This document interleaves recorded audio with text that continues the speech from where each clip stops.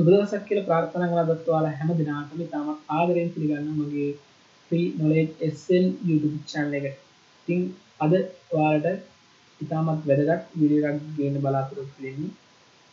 විශේෂයෙන්ම graphic design වලට ආස කරන ඔයාලට වැදගත් tool එකක් ගැන කතා කරන්න තමයි අද බලාපොරොත්තු වෙන්නේ.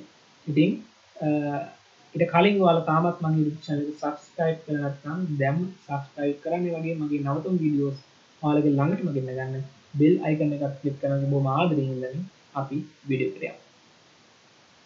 ඉතින් graphic design වලට ආස කරන ඔයාලට ඉතාමත් වැදගත් software එකක් හැටියට තමයි Photoshop කියන software එක මේ වෙනකොට හැමෝම භාවිත කරන්නේ. ඉතින් ඡායාරූප ලස්සන කරන්න, වැඩ කරන්න, මේ වගේම ලස්සන posters, banner මේ වගේ ලස්සන නිර්මාණ කරන්න අපිට ප්‍රධානම භාවිතා කරන software එක තමයි Photoshop කියලා කියන්නේ. ඉතින් ඒකෙදි අපිට අවශ්‍ය කරන tool අතර අලුතෙන් මොන ඔයාලට 2022 version එකේ යටතේ ඔයාලට අලුතෙන් tools කිහිපයක් add වෙලා තියෙනවා. ඒ අතර වැදගත් tool එකක් තමයි අද ඔයාලත් එක්ක කතා කරන්නේ object selection tool. object selection tool එක තමයි අද ඔයාලත් එක්ක කතා කරන්නේ. ඉතින් 2021 version එකේ ඔයාලට අලුතෙන් features කිහිපයක්ම add වෙලා තියෙනවා. sky replacement විදිහට අලුතෙන් sky change කරගන්න, මාරු කරන්න අලුත් features add වෙලා තියෙනවා.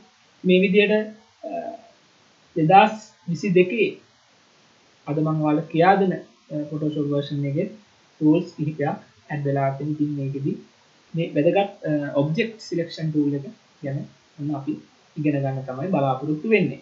ඉතින් ඔයාලා දැනටමත් දන්නවා Photoshop open කරාට පස්සේ tool panel එක තියෙන්නේ අපේ වම් අත පැත්තේ. නමුත් අපිට කැමති තැනකට මේ විදිහට ගෙනිහින් තියාගන්න පුළුවන් පහසු වෙන විදිහට. නමුත් සාමාන්‍යයෙන් අපිට එන්නේ මෙන්න මෙතන වම් අත පැත්තේ.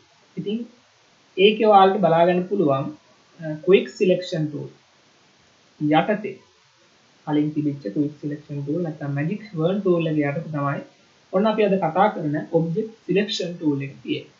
add වෙලා තියෙන්නේ. ඉතින් ඔයාලට මෙන්න මෙතනින් ගිහිල්ලා මේ object selection tool එක click කරගන්න පුළුවන්, select කරගන්න පුළුවන්.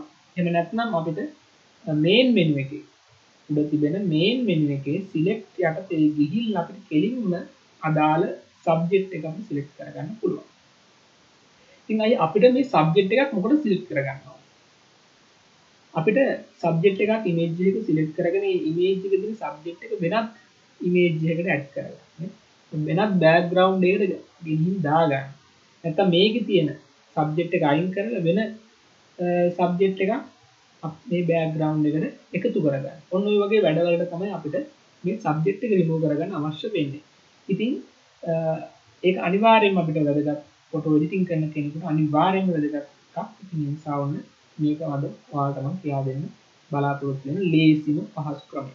ඉතින් ඔන්න ක්‍රම කිහිපයක් තියෙන මේ subject එක select කරගන්න එකක් තමයි මෙතන tool panel එකේ subject එක select කරගෙන ඔයාලට පුළුවන් මේ විදිහට subject එක ළඟට යනකොට ඔයාලට පේනද මේක blue පාට හැදෙනවා නිල් පාටක වගේ නිල් පාටක පේනවා. ඉතින් මේ පෙන්නකොට අපිට තියෙන mouse point එක එකපාරට ක්ලික් කරන්න. එහෙම නැත්නම් අපිට පුළුවන් මේක මේ විදිහට selection එකක් rectangle එකක් විදිහට මේ විදිහට selection එකක් අපිට අදාළ subject එක area එක මේ විදිහට අපිට අද ගන්න පුළුවන්. ඒ විදිහට කරත් අපිට subject එක select කරගන්න හැකියාවක් තියෙනවා.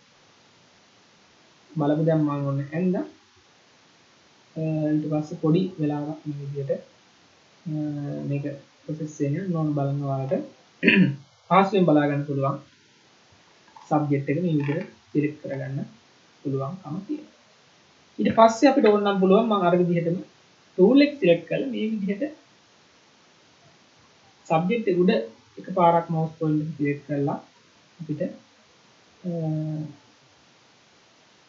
subject එක selection එකක් නැත්නම් subject එක select කරගන්න පුළුවන්. ඔන්න ඔය විදිහට select කරගන්න පුළුවන්. එහෙම නැත්නම් ඔයාලට පුළුවන් මෙන්න මේ මම කිව්ව කලින් main menu එකට ගිහිල්ලා subject එක මේ විදිහට subject කියන එක දීලා අපිට සබ්ජෙක්ට් එක සිලෙක්ට් කරගන්න පුළුවන්. ඒකට පොඩි වෙලාවක් මේ විදිහට පෙන්නනවා ප්‍රොසෙස් වෙනවා මේ විදිහට. ඊට පස්සේ ඔන්න සිලෙක්ට් කරගන්න පුළුවන්. ඊට පස්සේ ඔයාලා ඉතින් move tool එක සිලෙක්ට් කරලා අපිට මේ ඉමේජ් එක කැමති තැනකට ගෙනහින්න අපිට අවශ්‍ය තැනකට ගිහිල්ලා අවශ්‍ය ඉමේජ් එකකට ගිහිල්ලා බෑග්ග්‍රවුන්ඩ් එකට ගිහිල්ලා ඇඩ් කරගන්න පුළුවන්. හරි. ඉතින් ඔක තමයි අද ඔයාලට මම කියා දෙන්න බලාපොරොත්තු වෙන සරල කාරණාවක්. නමුත් නොදන්න කෙනෙකුට ඉතින් මේක කරලා නැහැ. ඒ නිසාම අද ඔයාලට ඕන සබ්ජෙක්ට් සිලෙක්ට් කරන එක තමයි කියලා දුන්නේ. අපි තව ඉමේජ් එකක් බලමු. මෙන්න මේ ඉමේජ් එකෙත් බලමු සබ්ජෙක්ට් එක. මේ විදිහට ඕන නම් රෙක්ටැන්ගල් එකක් මම ඇඳලා ඒරියා එක ඇඳලා සබ්ජෙක්ට් එක සිලෙක්ට් කරගන්න පුළුවන් මම කිව්වා. එහෙම නැත්නම් අපිට පුළුවන් කිව්වා මම සිලෙක්ට් වලට ගිහිල්ලානේ. මම සිලෙක්ට් වුණා. නැත්නම් සිලෙක්ට් වලට ගිහිල්ලත් අපිට මේ විදිහට සබ්ජෙක්ට් කියන එක දීලා මේක සිලෙක්ට් කරගන්න පුළුවන්.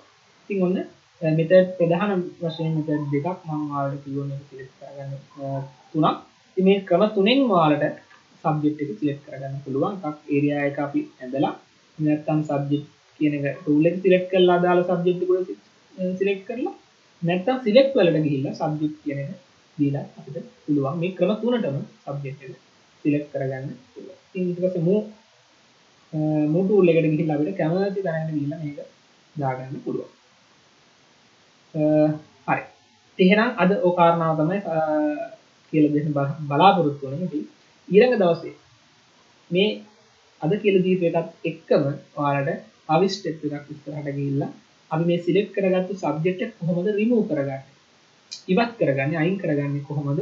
අයින් කරලා ඒ අයින් කරන බෑග්ග්‍රවුන්ඩ් එකට අපි වෙනත් ඉමේජ් එකක් කොහොමද ගෙනත් දාගන්නේ?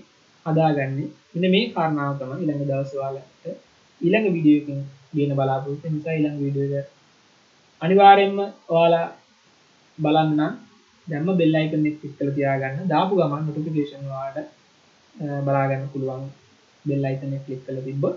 ඒ නිසා හරි එහෙනම් ඊට වැඩි කතා කරන්න අවශ්‍ය නැහැ. මේ වීඩියෝ එක ඔයාලට මොන හරි ගැටලුවක් තිබ්බොත් අනිවාර්යෙන් කමෙන්ට් සෙක්ෂන් එකේ කමෙන්ට් කරන්න. මේ සම්බන්ධයෙන් ඔයාලට බලා ගන්න. ඉතින් මේ වෙනකොට 2024 version එකක් beta version එකක් එන්න බලාපොරොත්තු වෙන එකයි. මේ වෙනකොට ඔයාලට buy කරලා මුදල් ගෙවලා ඒකේ තියෙන නවතම features අත්විඳින්නත් හැකියාව තියෙන මේ විදිහට subject එක මීට වඩා පහසුවෙන් select කරගන්න ඕන beta version එකේ Photoshop beta අලුත් version එකේ ඔයාලට අවස්ථාව උදා වෙලා තියෙනවා. ඕනනම් ඔයාලට අත්දැකීමක් ලබන්න පුළුවන් හැකියාව තියෙනවා ඔයාලට. ඔයාලගේ මේ පරිගණකයේ අවශ්‍ය කරන බොහොම තියෙනවා. ඉතින් එහෙනම් ඒ පිළිබඳවත් ඔන්න පොඩි මතක් කිරීමක් කරලා ඉදිරියේදී සම්බන්ධ කරුණු කියන බලාපොරොත්තු වෙනවා. එහෙනම් නැවතත් මෙවැනි ඔයාලට වැදගත් වීඩියෝ එකක් හමු වෙනකම් සුබ දවසක් කියලා ප්‍රාර්ථනා කරනවා.